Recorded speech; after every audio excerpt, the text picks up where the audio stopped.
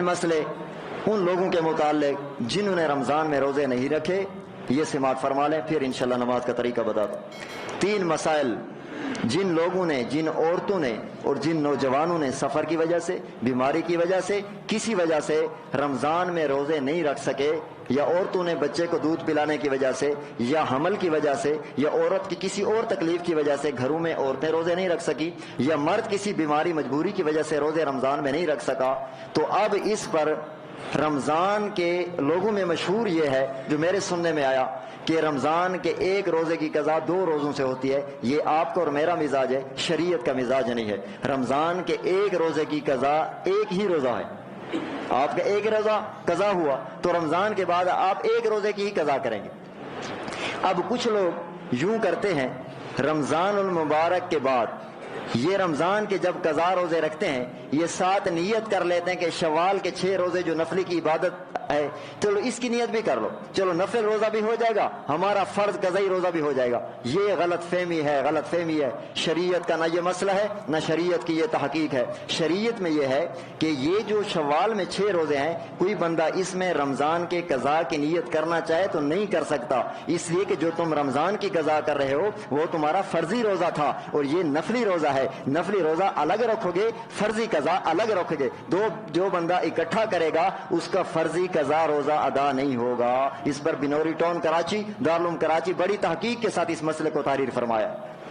یہ شوال اور رمضان کے قضائی روزے اکٹھے نہیں کر سکتے، یہ الگ الگ رکھنے ہوں گے۔ اور دوسرا مسئلہ قضا کے متعلق، یہ رمضان کی قضا کے روزے رمضان کے بعد شریعت نے آپ کو سہولت دی ہے، چاہے مرد ہے چاہے عورت ہے، آپ ترتیب کے ساتھ روزہ رکھنا چاہیں پھر بھی ٹھیک ہے، اگر آپ الگ الگ رکھنا چاہیں پھر بھی ٹھیک ہے۔ شریعت نے مجبور نہیں کہ جتنے روزے رہیں یہ ترتیب کے ساتھ رمضان کے بعد رکھو، جیسے آپ کو سہولت ہو ایک ایک کر کے رکھو، الگ الگ کر کے رکھو، ترتیب کے ساتھ رکھو، بلا ترتیب رکھو۔ رمضان کے قضا روزوں کے لیے ترتیب شرط نہیں، جس طرح رمضان کے ساتھ ہم ترتیب کے ساتھ رکھتے ہیں، رمضان کے بعد اس کی قضا کی شریعت نے ترتیب نہیں، جس کو جیسے سہولت ہو رمضان کی قضا کرتا چلا جائے، الگ الگ رکھی یا اکٹھے رکھے اس کی مرضی۔